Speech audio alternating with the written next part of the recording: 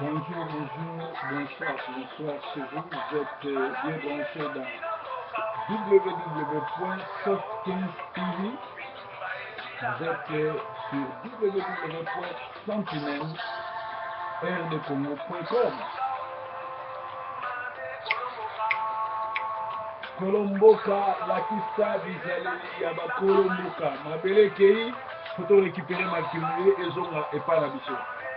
Congo ezali héritage nzambe atikela ba congolais ba rwandais te ba burundais te ba tuti te oyo bauta na Yemen il faut foutre bango dehors.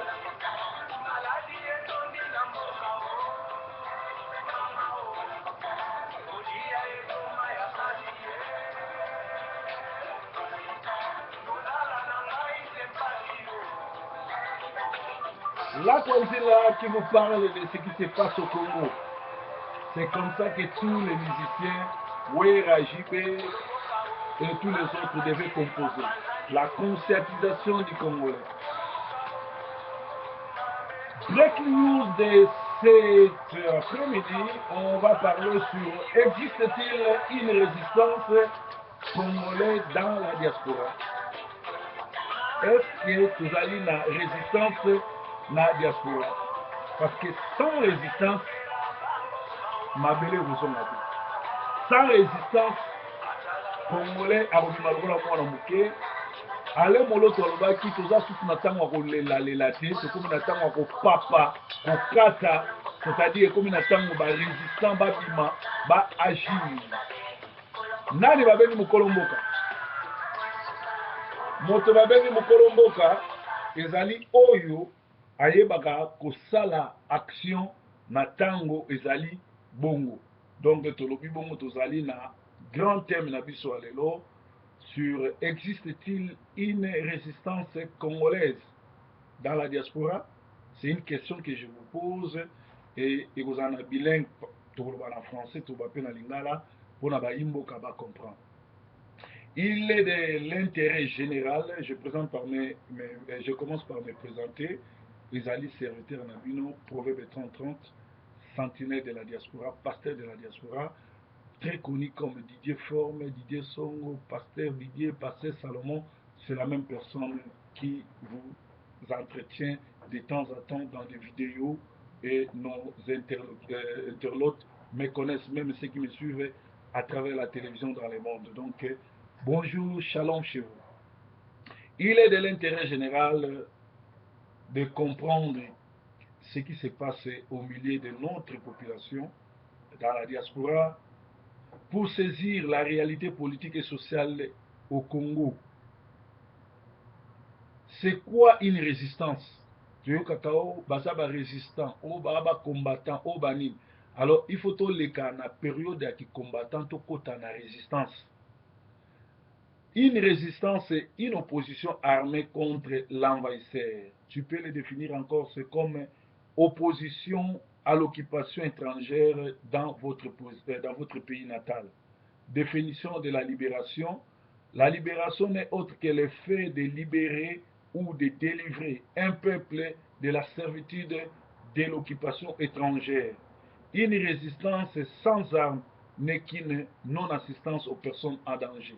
Donc, résistance, nous surtout, et comme il y a et comme il y a saboté, et comme il y a intelligence, et comme il y a maquillé, dans un camp adverse, pour déstabiliser monguna ou à côté na mboka. Alors ceux qui montent surtout à l'objet on a un parti politique tout ça sans armes tout bundakate tout ça la qualité à paix azali bongo ennemi à mboka azali très parce que azali kosa la non assistance à personne en danger tout le monde qui na Afrique du Sud Mandela bandaki bongo a kosa la parti politique na ye a libérer Afrique du Sud sans kobunda sans quoi tant Mandela a subisaki ba massacre o esalamaki na mboka ya ba Steve Biko ba massacre wana etindaki ete bazwa menduki pe ndenge bazwaki menduki bomoni lelo Afrique du Sud eza libéré ndenge moko na bandeko na biso ya Angola pe ndenge moko na bandeko na biso ya Mozambique bayaka pe ko se réfugier na Congo et ba comprenaki masolo wana. Donc soki moto alobi ki azosala lutte sans armée, lutte mo pacifique pour libérer mboka, boyeba déjà ki aza ennemi ya mboka, aza na bino te, yango bokamwa te. IDPS ezoluka eke na dialogue mpona kosauve Kabila. IDPS na baparti mosusu banda kala basala baventure mpe tokomi na suka esika oyo bazoboma parti na bango mpe tokokunda yango tokoloba ewele. Alors, une résistance sans armes n'est qu'une non-assistance aux personnes en danger. Les rapports mapping au Congo a tout expliqué, c'est-à-dire à partir du rapport mapping na Congo, le nous avons une image claire que le Congo est allé envahi par Rwandais karaté, par l'Ouganda et par tous les 9 pays voisins frontaliers à Congo. Basala likopa, bavande la biso, mutu na mutu abenda mwa mabele na ye, na accord basina ya Lemira oyo Mose Kabila signaki que AFDEL basusola Congo na mabele ya Congo ezali alliance oyo ya bato wana ba bakongole te, esengeli biso bakongole totelemela yango mpona makambo wana esila. Alors bazotanga bamessage batindelaki nga awa yango bozomona yango eza ndeko moko atindaki nazotanga: donne un sens à ta vie, na place ya koyibaka batu, kobima faux pasteur, koskokaka batu, faux combattant, kosengaka bambongo, koluka kokende Kinshasa, kozwaka basi ya batu, luka kodélivrer ton pays. Baaméricain baza na Syrie kobombarde yango, biso mpe toparalyse système ya barwandais, bapipeline oyo ezali oyo ememaka nini carburant kolongwa na Congo, na Congo tina Kinshasa, kotumba yango, koparalyse appareil politique ya Congo, kosabote Congo, kotia babombe na baconcert, kostope kosala commerce na bango, kozangisa bango kimia, kosangana na bavrai homme de Dieu oyo bazalaka na ainsi dit l'Éternel. Nkolo Yesu azalaki innocent, azalaki moto asala masumu te, mais il a andimaki kose sacrifier babaka ye na kuruze pour alibérer yo na nga na mokili oyo. Oyo ezali message ekuti epai ya ndeko moko aboyi na tanga kombo na ye, verront à partir des États-Unis. Merci. C'est-à-dire, existe-t-il une résistance au Congo? Na occupation ya France, général de Gaulle apesaki mibeko, azalaki na exil awa na Londres, apesi mibeko bakita bakende kolibere mboka, bakende kolibere Congo, France bakita na débarquement, parce que mboka liboso ya kolibere ya kozala occupé ezali kaka Congo te, ba juif bazala occupé, ba français bazala occupé, ba belge bazala occupé, mais ba libéraka mboka na bango na occupation allemande, bazaki na exil awa na Londres. Ba français limbisaka ba français na ba juif ya diaspora batikaka kozala naïveté, bazalaka lokola ba congolais te, bazobina bazomela, bazalaka même pas na TV, bazalaka même pas na internet, mais basorganisaka très bien, basalaki matanga pe bazalaki conscient ya kotika ambiance na ngonga oyo bazokolibere mboka, baorganize na misolo na conscience na baréunion constructif pe bakomaki na tango ya kolibere mboka na bango. Un pays sous occupation ne va pas aux élections que les occupants organisent, mais ce pays se délivre lui-même par la guerre, par l'organisation de sabotage. Et eloko liboso soki mboka na bino occupé, eloko liboso eza nini? Kodessoudre ba parti politique nyonso, batutu bakoma ba résistant et non ba combattant, parce que bomoni ba combattant ndenge suki soki bakutani na mbongo akomisi yango kope, soki akutani na mwasi ya bato akomi kosenga bambongo ekomi bavanti. Mais un résistant aza différent ya un combattant, yango na tout au long ya entretien na biso na okende koyebisa bino. Alors eloko mibale boyeba: Tshisekedi, Ngwanda, Gizenga, Bemba, Mukungubile, bato tu babima lokola ba leader a liboso, ata moko te aza libérateur ya Congo, moko te libérer Congo, bazobunda mpona ba intérêt na bango personnel. Donc, et puis tant na bango et les cas, ils appartiennent au passé. Yamisato, Congo ezali héritage nzambe apesa ba Congolais. Je crois au kutu faut eloko liboso, problème te tiens eloko liboso. Congo ezali mboka o nzambe apesa héritage na ba Congolais. Il faut tout associer Nzambe ya solo à travers ces saints hommes de Dieu. Évoquer basali na Nzambe nyonso baolobe la libération baza na biso te continue abandaka na sauvons le Congo ye moko na kabwa na Nzambe kala nzoka ezalaki azali kotia pression na Kabila bafute mbongo na ye oyo ye aloja barwandais oyo bayaka kozwa radio mpo baza kolala na église na ye. Donc asala sauvons le Congo te mpo alibere bacongolais mais asala yango mouvement ya pression mpo bapesa mbongo na ye yango omoni avant zwa mbongo wana abeti 10 ans 7 ans na prison barécupere mwasi mpe bapesi ye mbongo bakangisa ye monoko avec 2 millions, c'est-à-dire ayaki na nkombo ya yesu alataki basoutane alataki bikoti neti pape mais azalaki ennemi ya Congo. Donc il faut s'associer na bavrai politicien bavrai basali na Nzambe oyo bazali komipesa na corps et âme mpona kolibere Congo. Donc oassocie bango mpona libération Congo.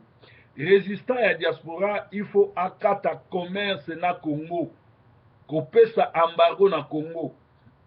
Western Union ezolakisa biso ke congolais na diaspora atindaka plus de 9 milliards koleka meme oyo budget ya mboka Congo. Alors soki tostoppe kotinda mbongo na Congo, c'est-à-dire que tokoparalyse état ya Congo parce que biso bato toza na étranger biso mo tozali baministre ya finance toza baministre ya santé toza baministre ya famille mpo biso tosoignaka biso tokundaka biso tobalisaka mpe biso toza baministre ya moyen et petite entreprise na bakombi totindaka na bamoteur na biloko wana nyonso tu. Alors soki tosololi toyokani topesi embargo biloko wana ekende su te ntango tozotinda 9 milliards de dollars na Congo, c'est-à-dire tozali partenaire ya pouvoir ya Kabila tozo aider à continuer koboma ba congolais tozo aider à continuer konyokola biso et pourtant fallait topesa ye embargo. Donc je crois bozo comprendre nga. Alors c'est-à-dire toza ba vrai partenaire ya gouvernement oyo ya ba occupant na kosalisa bango na social na santé même na petites et moyennes entreprises toza na pouvoir ya koparalyser appareil ya l'état wana na kostoppe nanu kosala commerce troc na bango. Okoki kotinda daye douane ya Congo eza douane la plus chère.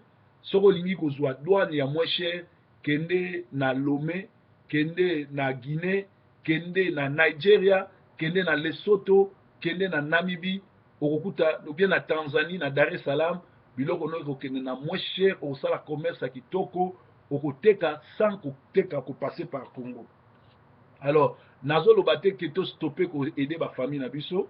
Par exemple avant kata relation na Congo luka eloko moko bien ndako moko sombi otie locataire baparent no baviva na mbongo wana bakozala su na ntina tosala bango western ou bien osombi baferme otie bataba mbongo wana ferme ezosala bongo tozala su na contact na bango te ekozala malamu. Donc kaka résistant mpe mwana mayele akokosala bongo mpona kolibere mboka na elakisi te ke toyini bango mais ezalaki tozosala bongo mpona koparalyse appareil ya l'état parce que tolobi mpe trop tokondane trop toleli trop Congolais aza moto akolelaka te.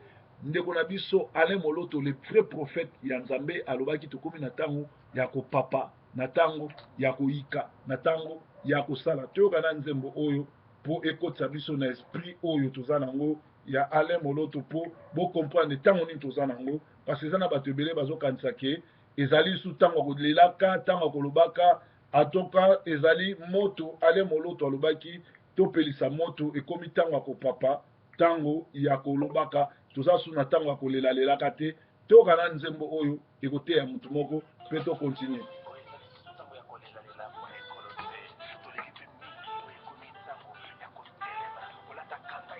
kolata tanga kande sana kopapa kokata ya kokata banani wana barwandais baugandais baagresseurs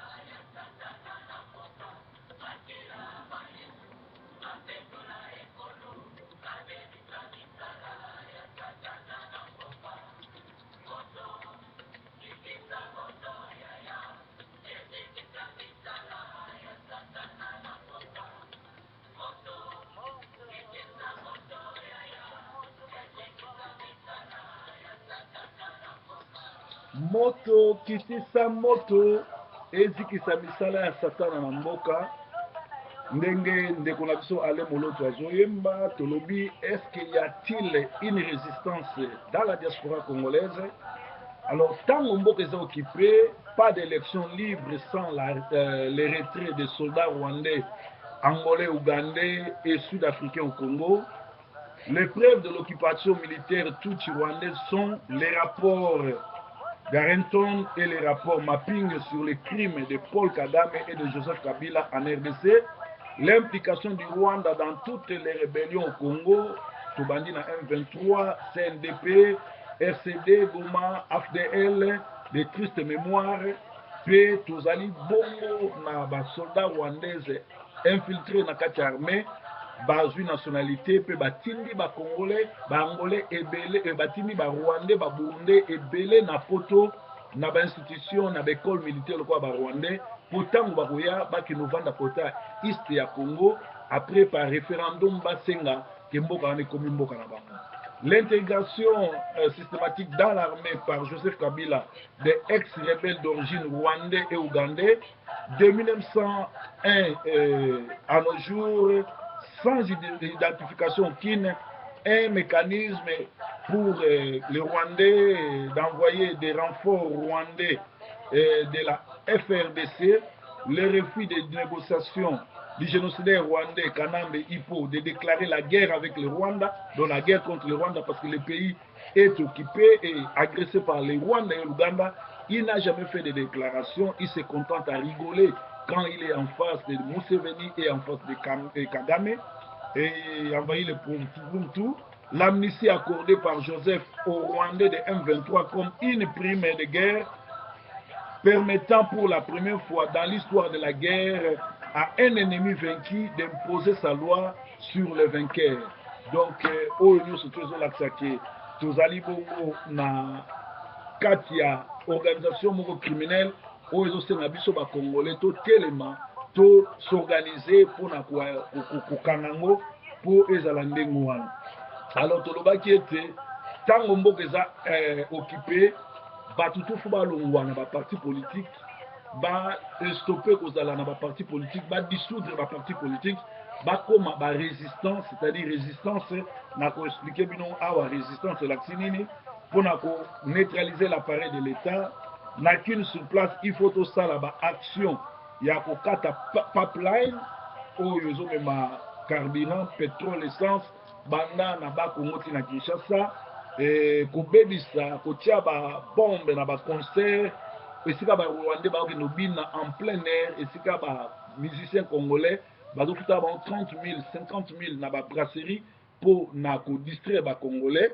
Alors faut tobebisa bafeti na bango bazotambola bamona barokete etuti kar na bango bamiso babukani makolo mpo na kote na biso tokufisa bacongolais ebele me bango bazolela te soki mpe bango bakomi kolela kobanga ekozonga na ka na bango bajanet wana koboma bango bazoe koboma bango na bamwanda esika akoma roi ya mwanda ye moto azotraite makambo nyonso to ya pétrole ya gaz ya nini eza kuna na bambisi na biso ekozala malamu mpona bango. Tolobaki biso te tout soi-disant combattant oyo azozonga na Kinshasa asali défection mpe trahison akei korenforcer Kanambe tokotraite bango nyonso tout comme des amis de Rwandais. Mututu azosupporte Ngwanda Tshisekedi Mbemba ou Gizenga aza combattant mais aza fanatique. Il faut se poser il faut se passer de tout parti politique de corrompus, ceux qui veulent aller au dialogue avec des criminels et si ka mon côté na monde mona ba dialoguer na ba criminels. Amérique eboma Kadhafi eboma Saddam Hussein eboma ba extrémistes nyonso tout ba négocier na bango te. Batutsi bauta Yémen donc baza ba terroriste, pourquoi aller négocier avec eux? Journalistes, pasteurs chantent tout au akoyemba kosala ba vidéo kokumisa bango ko servir bango toko kangaka un jour ba vidéo wana ekozala pièce à conviction oyo ko juger bango pona kokota na boloko. Na électricité, la résistance c'est l'aptitude d'un matériel conducteur à ralentir le passage du courant électrique. Donc, donc na électricité, résistance ezali matériel oyo eralentisaka passage ya courant na kati ya ndako to na kati ya musala bozosala courant. Alors en psychologie sociale, la résistance caractérise l'aptitude qu'ont les êtres humains à faire face à toute forme d'abus et des signes, en même temps la possibilité de changer et la possibilité que chacun a de ne pas se soumettre. Donc la psychologie sociale, résistance ezali caractère pe aptitude oyo mutu nyonso to azala nango face ya abi oyo azotelemela même mwana moke soko ozozwa mosapi na yo otia na liso na yo omona mwana wana akangi mosapi mpe azosala azobare yo otia mosapi te. Aptitude wana mutu to aza nango ya koyeba koloba non mpe ya kobare likambo wana. Alors ezosenga na biso bacongolais tokóma mpe na aptitude wana ya kosala ndenge wana. Alors, possibilité que chacun a de ne pas se soumettre face à l'ennemi. Cependant, en politique, la résistance est le combat contre un envahisseur, un occupant ou un régime nuisable. Elle consiste donc à des actions de renseignement, des sabotages ou des opérations civiles et militaires contre ce régime. Donc, dans la politique, résistance est la qui s'est levée à Liboso. Connaissance nango koyeba ke bozali occupé et kozwa sikoyo opposition koyeba ennemi na ndenge il faut ko infiltrer ennemi kozwa ba renseignement soko zwi ba renseignement ya ennemi obandi sikoyo ko saboter ba position na ye kosala opération civile et militaire contre ce régime. Elle doit opérer à travers la presse. Sorry, beaucoup opérer ndenge bozana ba émission il y a éveil patriotique presse na bino comme kosala ba émission kolakisa ba documentaire kolakisa biloko nyonso ennemi asali bibembe nyonso kopublie yango mpona koinforme bato. Et puis mosusu ezali na côté mosusu eza kosabote baappareil de l'état na ndenge tolobaki kokata to kosabote kotia babombe kotobola bapine ya babise kosala nyonso tu basorganize te. Pe lisusu tokoki koloba yakisi ba opération civile oyo yakisi kolakisa kosala ba grève ba manifestation kopanza ba tracte organisation de grève et de manifestation, la mise de plusieurs filières pour sauver le peuple des filets de l'ennemi. Organiser babiloko wana ezabia, c'est-à-dire désorganiser l'ennemi, anéantir ce régime et mettre le feu dans la fourmilière. C'est-à-dire il faut que nous kotia moto na kati ya fourmilière pour te bato wana s'organiser te koorganiser ba tracte ba sabotage. Oyebi ke na Kinshasa ti lelo ata mutu moko na banda résistance te tozana ba soda oyo bazwa formation bayebisa bango ke devise na bango ezali tokowa mpona ekolo. Mais comment soda oyo alobi akowa mpona ekolo atikala kotangisa ata makila te atiki kosala ata action moko te bazomema bango na batware lokola bameme koboma bacommando formé na armée belge, formé na Amérique, formé na Israël, basilisi bango na kitona, basilisi ata soda moko te abeta masasi. C'est-à-dire na Congo na plus de 18 ans occupation, ata congolais moko abeta masasi te, mais ezali ba Ougandais na ba Rwandais nde bazwa kobunda na Congo. Donc toyebi te ce Congo eza na armée, est-ce que Congolais a commis mire pour azala esclave? Parce qu'un peuple qui est maîtrisé, un peuple qui est sous l'occupation, un peuple qui est saboté, un peuple qui est massacré, si ce peuple-là n'arrive pas à se défendre, c'est que ce peuple-là est devenu mire à être esclave. Est-ce que Congolais a cause à l'esclave? Tant que la Bible est na Esaïe 18, pays oyo, ezali redoutable, ezali très fort, pays oyo, ba masase betaka toyebi ke boza peuple fort. Et pays oyo ebengana ba belge, pays oyo ebengana armée belge na mouvement ya le 4 janvier. Alors ba peuple wana bakomi wapi? Pays ya Simo Kimbangu, pays ya Nkolo Yesu bana mvulusi oyo bakimisa Mobutu, oyo batelemela ba situation nyonso tu lelo bakomi wapi? Bakomi l'ombre ya bango moko parce que tomoni distraction koti na kati oyo nyonso to akolobaki azali combattant et que akangi bisaka po akende na Kinshasa azali na ye kosala défection. Et tokomona ke la plupart ba combattant wana ata combattant moko aza te, mais tomoni ke eza nango batatu bakalombo babukuna bachibwabwa balumuna bakazadi bachilengele bamulumba bango na bango batatu na batatu nde bakei donc baakompagne koko na bango Tshisekedi na idps mpo babanda kotrahi banda kala. Alors tolobaki ete forme à résistance ezali c'est le combat entre un envahisseur et un occupant ou un régime nuisible. Elle consiste donc à des actions de renseignement, de sabotage ou des opérations civiles et militaires contre ce régime. Elle doit opérer à travers la presse, les réseaux sociaux, l'Internet, les tracts, organisations de grèves et de manifestations, la mise de plusieurs filières pour sauver le peuple des filets de l'ennemi, c'est-à-dire désorganiser l'ennemi, anéantir ce régime et mettre le feu dans la fourmilière. Et pourtant, au Congo, les Rwandais dansent en plein air, car sans que cette résistance déclenche des actions, nous devons stopper les combats pour passer à à la résistance. Nous devons nous assumer dès maintenant. Donc, Congolais et Sengeli osassumer sikoyo, toleli trop, toyemi trop, toza pe na ba promesse, toza pe na makambu, toza na nzembo mosusu awa po na meka ko se désaltérer avant to kende kosala conclusion. Mwana ya Clovis, mwana ya frère na biso oyo komona kombo ya Clovis ayebi nzembo alobi tokokoma muke muke tokokoma, c'est-à-dire Dieu est en train de parler à ses frères tokokoma. Clovis fils Alain Moloto tokokoma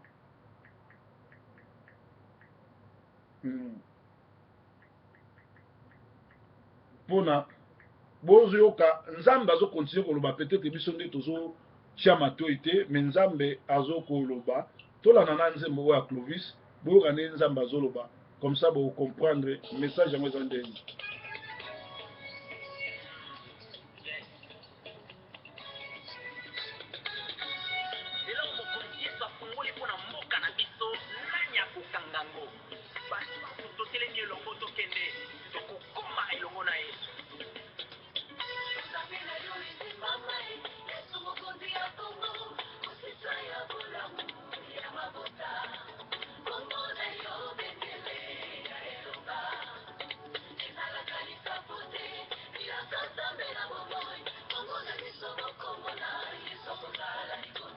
Yesu likonzi ya Kongo.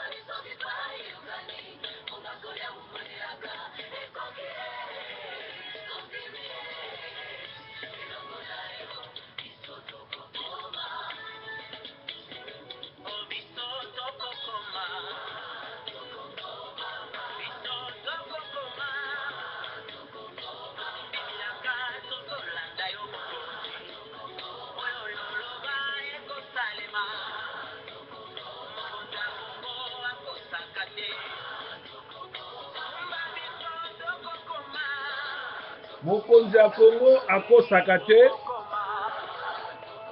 mokonzi akosaka te, biso nyonso nsima ya yai.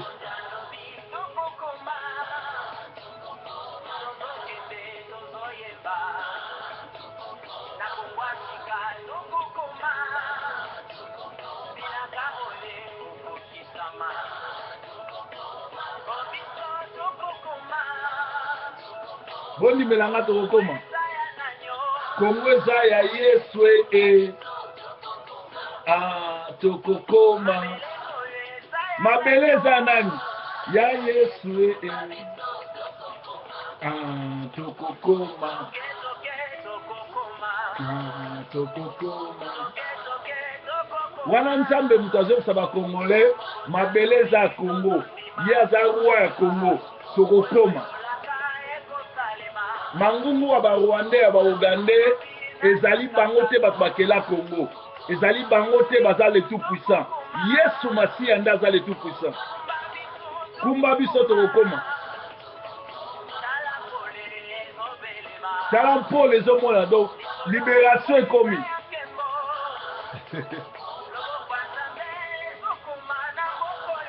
Loboko ya Nzambe ezokoma na Congo.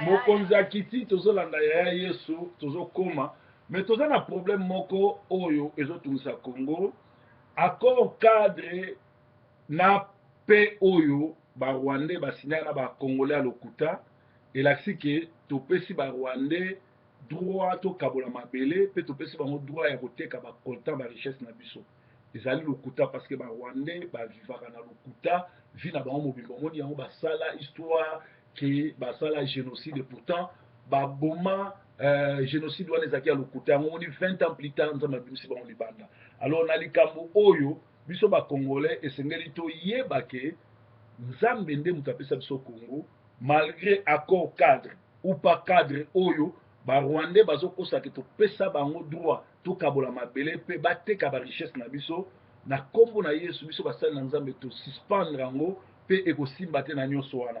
Pourquoi ezosalama wana? Parce que ezali bacongolais ya conscient baza te e bapaster ya lokuta baza ebele. Tozokende otanga liloba na nzambe ezoyebisa biso na 2 Corinthiens ezoyebisa biso boye na 2 Corinthiens ezoyebisa biso 2 Corinthiens ezoyebisa biso toluka liloba na nzambe na 2 Corinthiens ezoyebisa biso na 2 Corinthiens ezoyebisa biso boye ezoyebisa biso que 2 Corinthiens ngoyo na 2 Corinthiens 11 ezoyebisa biso tobandi na 13 à 15 ebandi na lobeli biso boye tobandana na 2 Corinthiens 11 13 à 15 lobi ces hommes-là ce sont des faux apôtres, des faux ouvriers du Seigneur, des faux apôtres, des faux ouvriers, trompeurs, déguisés en apôtres de Christ, et cela n'est pas étonnant, puisque Satan lui-même se déguise en ange de lumière, et il n'est donc point étrange que ces ministres aussi se déguisent en ministres de Lucifer selon leur œuvre. Amen. Pour nous, on a bien été projeté sur Betanga. Tu continues ce qu'on a 2 Corinthiens 11, mais tu vas ce qu'on a 16 à 17. Je le répète que personne ne me regarde comme un insensé, sinon recevez-moi comme insensé, afin que moi aussi je me glorifie un peu. Ce que je dis avec assurance d'avoir sujet de me glorifier, je ne le dis pas selon le Seigneur, mais comme par folie. Philippe, puisqu'il en a plusieurs qui se glorifient selon la chair, je me glorifierai ainsi. Car vous supportez volontiers les insensés, vous qui êtes sages. Amen.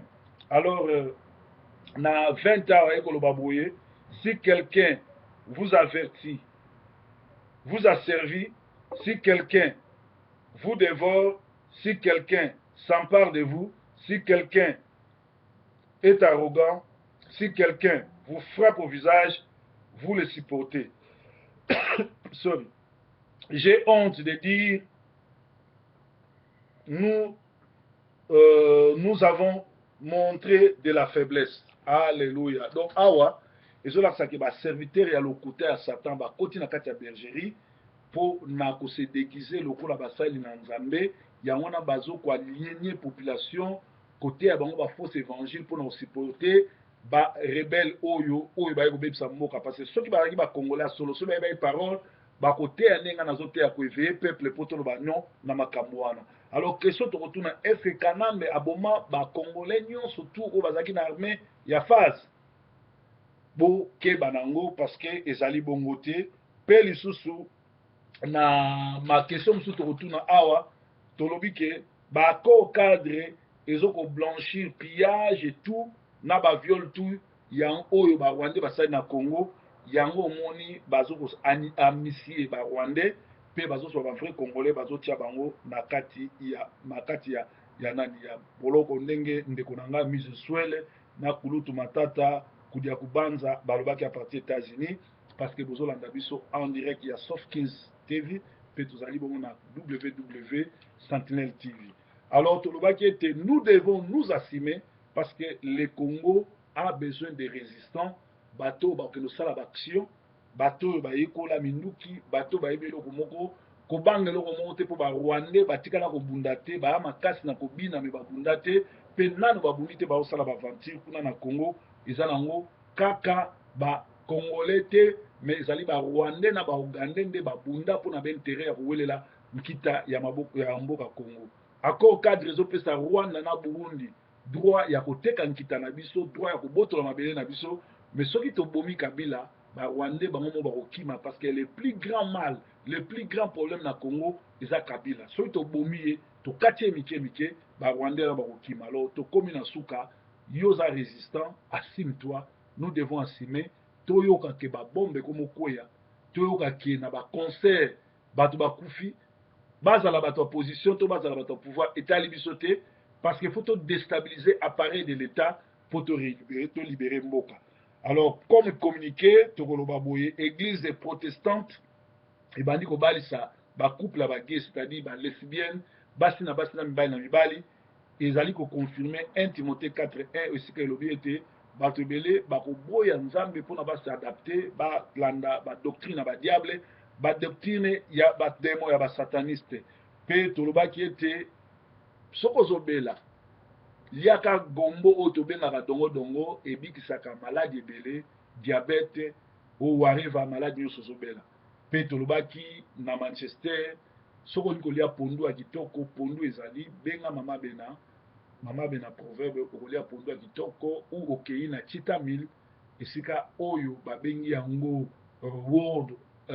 worldwide food store ezali na sima job center world ya chita mil pondu eza wana boloba na ye kosomba pondu nazali moninga to mpo tozotravaille bongo na bapakistanais en collaboration parce que bango bato basimbi biloko kolia koto oyo benga mpona pondu ezala malamu. En tout cas tolobaki bongo ke tozali bongo na posa ya barésistant tozali bongo na posa ya bato oyo bazolinga mboka ezala libéré mpo na baprofesi ya nzambe ekende na kokokisama Congo epusami.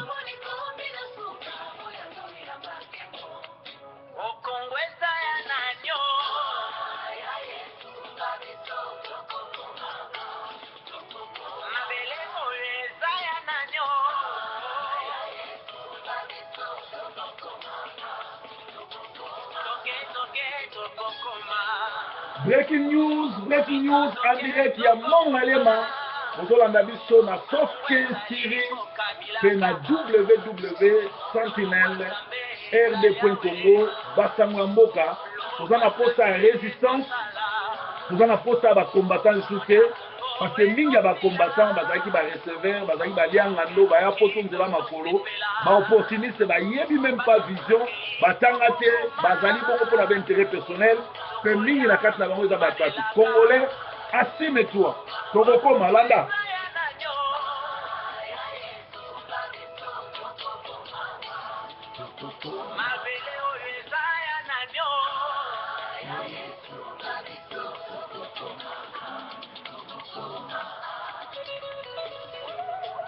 la charte impérialiste balobi, nous ne devons pas parler du nombre de morts dans les pays où nos intérêts sont au trône d'abord.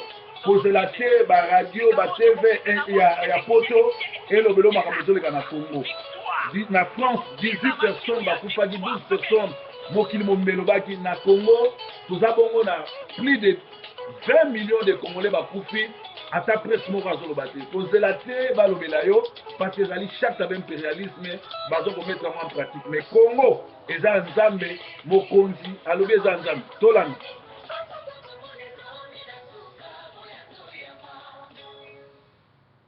nyonso tokomona ekomi na suka boya toyambana merci nzambe na ngai abatela bino ezalaki bongo breaking news bye bye for now.